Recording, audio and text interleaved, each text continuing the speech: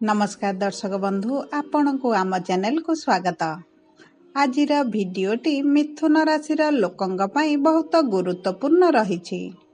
आपणकर जदि मिथुन राशि ताहले भिडटी को निश्चित भाव शेष पर्यंत देखंतु दर्शक बंधु, अक्टोबर मास 9 तारिख देवता मानकर गुरु देवगुरु बृहस्पति बक्री हेबाकु जाउछंती एवं देवगुरु बृहस्पति एही बक्री अवस्था 114 दिन रहिबे, अर्थात अक्टोबर मास 9 तारिख फेब्रुआरी 4 तारिख 2025 पर्यंत रहिबे। आसंतु जानिबा देवगुरु बृहस्पति बक्री चलन किपरि फलाफल देव मिथुन राशि व्यक्तिविशेषक पई।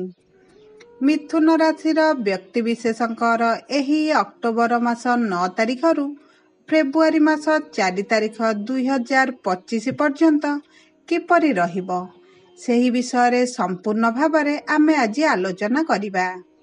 सेमानकर स्वास्थ्य, शिक्षा, प्रेम संपर्क, वैवाहिक जीवन, पारिवारिक संपर्क, क्यारियर एवं व्यापार वाणिज्य उपरे बृहस्पतिंकर की प्रभाव रहिबो ताहा मध्य विस्तार भावरे आलोचना करिबा एवं देवगुरु बृहस्पतिंकर स्थिति आपणक राशि रे किपरि रहुची ताहा मध्य आमे देखिबा।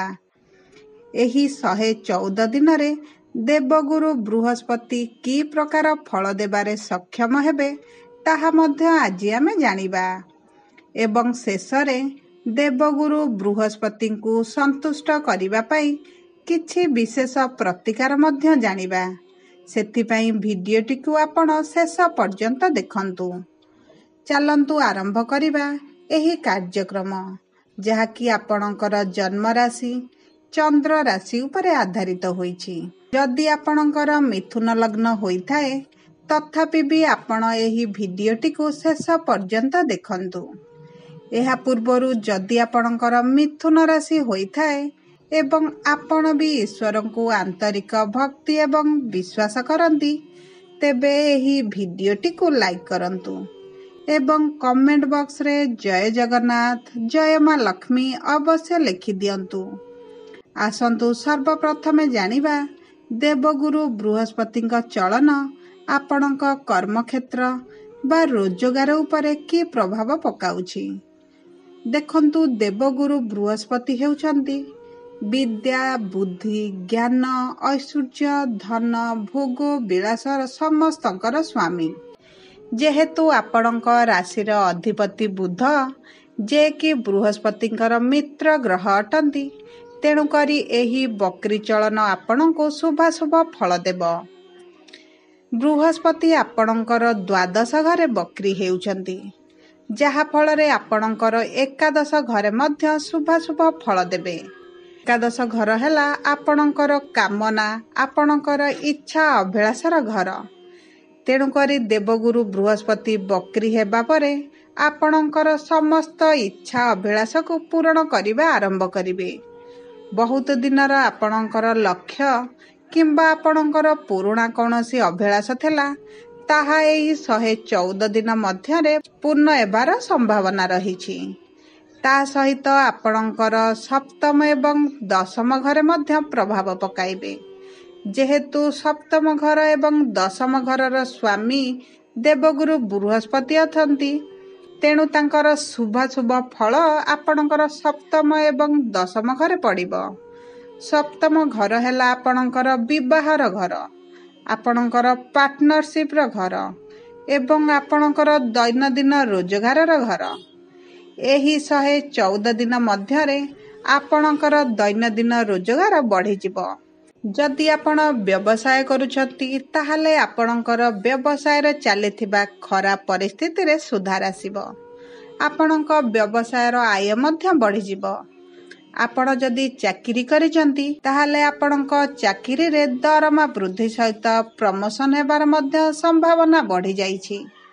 जदि आपण मन पसंदर स्थान को ट्रांसफर करिबा पई बहुत चेष्टा करुथिले ताहाले एही बक्री समय रे आपणकर ट्रांसफर हेबार संभावना मध्य बढ़ी जिवो। आपणकर कर्म क्षेत्र रे मान सम्मानर वृद्धि घटिबो। ଯାହା ସହିତ ଆପଣଙ୍କର ପ୍ରତିଷ୍ଠା ଏବଂ ଧନ ମଧ୍ୟ ବଢ଼ିଯିବ। ଆପଣଙ୍କର ଯଦି ବ୍ୟବସାୟକୁ ବିସ୍ତାର କରିବା ପାଇଁ ଚାହୁଁଛନ୍ତି ତାହେଲେ ଏହି ସମୟଟି ଶୁଭ ରହିବ। ଏହି ସମୟ ମଧ୍ୟରେ ଯଦି ଆପଣ ନୂତନ ବ୍ୟବସାୟ କରନ୍ତି ତାହେଲେ ଆପଣଙ୍କ ପାଇଁ ଏହା ବହୁତ ଶୁଭ ରହିବ।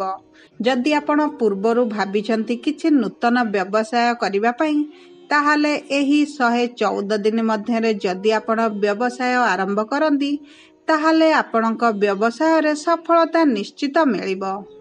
ଆପଣଙ୍କ ବ୍ୟବସାୟରେ ଯଦି କିଛି ନୂତନ ପରିବର୍ତ୍ତନ କରିବାକୁ ଚାହୁଁଥିଲେ ତାହେଲେ ଆପଣ କରନ୍ତୁ, ଆପଣଙ୍କ ବ୍ୟବସାୟରେ ବୃଦ୍ଧି ଘଟିବ। ଯଦି ଆପଣ ଚାକିରି ପାଇଁ ପୂର୍ବରୁ ବହୁତ ଚେଷ୍ଟା କରୁଛନ୍ତି ତାହେଲେ ଏହି ସମୟ ମଧ୍ୟରେ ଆପଣଙ୍କ ଚାକିରି ମିଳିବାର ସମ୍ଭାବନା ବଢ଼ିଯାଉଛି। ଦେଖନ୍ତୁ, ସପ୍ତମ ଘର ହେଲା ଆପଣଙ୍କ ବିବାହର ଘର। ଯଦି ଆପଣଙ୍କର ପୂର୍ବରୁ ବିବାହ ଖୋଜା ଯାଉଥିଲା କିମ୍ବା ଆପଣ ବିବାହ କରିବା ପାଇଁ ଚାହୁଁଥିଲେ ତାହେଲେ ଏହି ସମୟ ମଧ୍ୟରେ ଆପଣଙ୍କ ବିବାହ ଫାଇନାଲ ହୋଇଯିବାର ମଧ୍ୟ ସମ୍ଭାବନା ଅଛି। ଯଦି ଆପଣ ପ୍ରେମ ସମ୍ପର୍କରେ ଅଛନ୍ତି ଏବଂ ପ୍ରେମ ସମ୍ପର୍କକୁ ବିବାହର ରୂପ ଦେବାକୁ ଚାହୁଁଛନ୍ତି ତାହେଲେ ଏହି ସମୟରେ ଆପଣଙ୍କ ବିବାହର ମଧ୍ୟ ସମ୍ଭାବନା ରହିଛି। ଆପଣଙ୍କ ସମ୍ପର୍କରେ ଦୂରତା କମି ଆପଣଙ୍କ ମନରେ ଖୁସି ବଢ଼ିଯିବ। ଆପଣଙ୍କ ସମ୍ପର୍କରେ ନିକଟତରତା ବଢ଼ିଯିବ। ପ୍ରେମ ବିବାହର ଯୋଜନା ସଫଳ ହେତୁ ଦୁହିଁଙ୍କ ମଧ୍ୟରେ ଥିବା ଆନ୍ତରିକତା ଏବଂ ଗଭୀରତା ବଢ଼ିଯିବ। ଆପଣଙ୍କ ସମ୍ପର୍କରେ ମଧୁରତା ଫେରିଆସିବ। ବୈବାହିକ ଜୀବନରେ ପ୍ରେମ ଏବଂ ରୋମାନ୍ସ ବଢ଼ିଯିବ। ଦେଖିବେ ଆପଣ ଉଭୟଙ୍କ ପ୍ରତି ସମ୍ମାନର ଭାବନାଟି ବଢ଼ିଯିବାର। ଆପଣଙ୍କ ସାଥୀ ଆପଣଙ୍କ ପ୍ରତି ପ୍ରେମ ଭାବନା ଦେଖାଇବେ। ଆପଣ ସ୍ୱାମୀ ସ୍ତ୍ରୀଙ୍କ ମଧ୍ୟରେ ଚାଲିଥିବା ଛୋଟ ଛୋଟ ବିବାଦ ଦୂର ହୋଇଯିବ। ମତଭେଦ ଶେଷ ହୋଇଯିବ। ସମ୍ପର୍କ ମଧ୍ୟରେ ଖୁସିର ବାତାବରଣ ଫେରିଆସିବ। ଯଦି ଆପଣ ପାର୍ଟନରସିପ୍ରେ କୌଣସି ବିଜନେସ୍ କରୁଛନ୍ତି ସେଥିରୁ ମଧ୍ୟ ଆପଣ ଲାଭବାନ ହେବେ। ଏହି ସମୟରେ ଆପଣଙ୍କ ସାଥୀଙ୍କ ସହିତ ଆପଣଙ୍କ ବିଜନେସ୍ ପାର୍ଟନରଙ୍କ ସହିତ ଆପଣଙ୍କ ସମ୍ପର୍କ ମଧୁର ରହିବ। ଆପଣ ମିଠା କଥା କହି ଆପଣଙ୍କ ବିଜନେସ୍କୁ ଅଧିକ ବଢ଼ାଇ ନେବେ। କାରଣ ଆପଣଙ୍କର ଲଗ୍ନର ଅଧିପତି ହେଉଛନ୍ତି ବୁଧ। ବୁଧ ହେଲେ ବାଣୀର କାରକ। ଆପଣଙ୍କର ବାଣୀ ମଧୁର ହେବା ସହିତ ଆପଣଙ୍କ କଥାରେ ଆପଣ କାମ ହାସଲ କରିବାରେ ମଧ୍ୟ ପାରଙ୍ଗମ ହୋଇଯିବେ। ଏହି ସମୟ ମଧ୍ୟରେ ଆପଣଙ୍କ ସାଥୀଙ୍କ ଜୀବନରେ ଉନ୍ନତି ପରିଲକ୍ଷିତ ହେବ। ଆପଣଙ୍କ ସାଥୀଙ୍କ ଜୀବନରେ ପରିବର୍ତ୍ତନ ଆସିବ। ନୂତନ କିଛି କରିବା ପାଇଁ ଚେଷ୍ଟା କରିବେ। ଯେହେତୁ ଆପଣଙ୍କର ଦଶମ ଘରର ସ୍ୱାମୀ ହେଉଛନ୍ତି ବୃହସ୍ପତି, ଆପଣଙ୍କ ଦଶମ ଘରେ ମଧ୍ୟ ଶୁଭାଶୁଭ ଫଳ ଦେବେ। ଦଶମ ଘର ହେଲା ଆପଣଙ୍କର କର୍ମର ଘର, ଆପଣଙ୍କ କ୍ୟାରିୟରର ଘର। ଦଶମ ଘରେ ଶୁଭାଶୁଭ ଫଳ ମାନେ ଆପଣଙ୍କ ବ୍ୟାପାର ବାଣିଜ୍ୟ ଚାକିରିରେ ମଧ୍ୟ ଉନ୍ନତି ହେବ।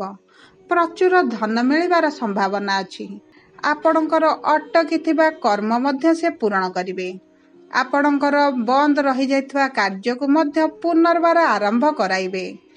ଆପଣଙ୍କ କ୍ୟାରିୟରରେ ଆସୁଥିବା ଅସୁବିଧା ଗୁଡ଼ିକୁ ଦୂର କରିବାରେ ସାହାଯ୍ୟ କରିବେ। ଆପଣଙ୍କର ଦ୍ୱାଦଶ ଘରେ ଯେହେତୁ ବୃହସ୍ପତି ବକ୍ରୀ ହେଉଛନ୍ତି, ଦ୍ୱାଦଶ ଘର ହେଲା ଆପଣଙ୍କର ଖର୍ଚ୍ଚର ଘର, ଆପଣଙ୍କର ଟ୍ରାଭେଲର ଘର। ଏହି ସମୟରେ ଆପଣଙ୍କୁ ଅଧିକା ଟ୍ରାଭେଲ କରିବାକୁ ପଡ଼ିବ। ଆପଣ ଧାର୍ମିକ ଯାତ୍ରାରେ ମଧ୍ୟ ଯାଇପାରନ୍ତି। ଧାର୍ମିକ କାର୍ଯ୍ୟକଳାପ ପ୍ରତି ଆପଣ ଟଙ୍କା ମଧ୍ୟ ଖର୍ଚ୍ଚ କରିବେ। ଆପଣଙ୍କ ପରିବାରରେ ଶୁଭ କାର୍ଯ୍ୟକ୍ରମ ମଧ୍ୟ ଆପଣ କରାଇବେ। ଯଦି ଆପଣ କିଛି ଧନ ରଖିଛନ୍ତି ତାହେଲେ କିଛି ଆବଶ୍ୟକ କାର୍ଯ୍ୟରେ ନିୟୋଜିତ କରିଦିଅନ୍ତୁ, ନଚେତ୍ ଆପଣଙ୍କ ଧନଟି ଅଯଥା ଖର୍ଚ୍ଚରେ ଯାଇପାରେ। ଦେଖନ୍ତୁ, ବୃହସ୍ପତିଙ୍କର ବକ୍ରୀ ଦୃଷ୍ଟି ଆପଣଙ୍କର ଚତୁର୍ଥ, ଷଷ୍ଠ ଏବଂ ଅଷ୍ଟମ ଘରେ ପଡ଼ିବ। ଚତୁର୍ଥ ଘର ହେଲା ଆପଣଙ୍କ ମାଙ୍କ ଘର, ଆପଣଙ୍କ ସୁଖର ଘର। ଏହି ସମୟରେ ଆପଣଙ୍କ ମାଙ୍କର ଅଧିକ ଦାୟିତ୍ୱ ନେବାର ଆବଶ୍ୟକତା ରହିଛି। ମାଙ୍କ ଶରୀର ସୁସ୍ଥ ରହିଲେ ଆପଣଙ୍କ ଜୀବନରେ ଖୁସି ଫେରିବ। ଏହି ସମୟରେ ଆପଣ ଆପଣଙ୍କର ସ୍ୱାସ୍ଥ୍ୟର ଯତ୍ନ ନିଅନ୍ତୁ। ବିଶେଷ କରି ଆପଣଙ୍କ ସ୍ୱାସ୍ଥ୍ୟର ଅବଶ୍ୟ ଖରାପ ପ୍ରଭାବ ପଡ଼ିବ ନାହିଁ, ତଥାପି ଯଦି ଆପଣଙ୍କ ସ୍ୱାସ୍ଥ୍ୟର ଆପଣ ଯତ୍ନ ନିଅନ୍ତି ତାହେଲେ ଆପଣଙ୍କୁ ଭଲ ଫଳାଫଳ ମିଳିବ। ଯଦି ଆମେ ଆପଣଙ୍କର ସମ୍ପୂର୍ଣ୍ଣ ରାଶିକୁ ଦେଖିବା ତାହେଲେ ଦେବଗୁରୁ ବୃହସ୍ପତି ବକ୍ରୀ ଅବସ୍ଥାରେ ଆପଣଙ୍କୁ ଶୁଭାଶୁଭ ଫଳ ଦେବେ। ଆପଣଙ୍କ ରୋଜଗାର, ଆପଣଙ୍କ ବ୍ୟାପାର ବାଣିଜ୍ୟ ଏବଂ ଆପଣଙ୍କ ପରିବାର ଉପରେ ଦେବଗୁରୁ ବୃହସ୍ପତିଙ୍କର ଶୁଭ ଦୃଷ୍ଟି ରହିବ। ଅଶୁଭତ୍ୱ ଫଳ ପ୍ରଦାନ କରୁଥିବା ଗ୍ରହମାନଙ୍କୁ ଶାନ୍ତି କରିବା ପାଇଁ ଆପଣ ପ୍ରତିଦିନ ବୁଦ୍ଧଦେବଙ୍କର ବୀଜ ମନ୍ତ୍ର ଜପ କରନ୍ତୁ। ଆପଣ ହନୁମାନ ଚାଳିଶାଟି ପାଠ କରନ୍ତୁ। ସକାଳୁ ସୂର୍ଯ୍ୟ ଆଦିତ୍ୟ ସ୍ତୋତ୍ର ପାଠ କରନ୍ତୁ। ଆପଣ ବିଷ୍ଣୁ ସହସ୍ରନାମ ପାଠ କଲେ ଆପଣଙ୍କୁ ଶୁଭାଶୁଭ ଫଳ ମିଳିବ। ଯଦି ଆପଣଙ୍କୁ ଆମ ଭିଡ଼ିଓଟି ପସନ୍ଦ ଆସିଥାଏ, ଭିଡ଼ିଓଟିକୁ ଲାଇକ୍ କରନ୍ତୁ। କମେଣ୍ଟ ବକ୍ସରେ ଜୟ ଜଗନ୍ନାଥ, ଜୟ ମା ଲକ୍ଷ୍ମୀ ଅବଶ୍ୟ ଲେଖିଦିଅନ୍ତୁ। ଯଦି ଆପଣ ପ୍ରଥମ ଥର ଆମ ଚ୍ୟାନେଲକୁ ଆସିଛନ୍ତି, ତାହେଲେ ଚ୍ୟାନେଲକୁ ସବସ୍କ୍ରାଇବ୍ କରନ୍ତୁ। ପାଖରେ ଥିବା ବେଲ୍ ଆଇକନ୍କୁ ପ୍ରେସ୍ କରନ୍ତୁ। ଧନ୍ୟବାଦ।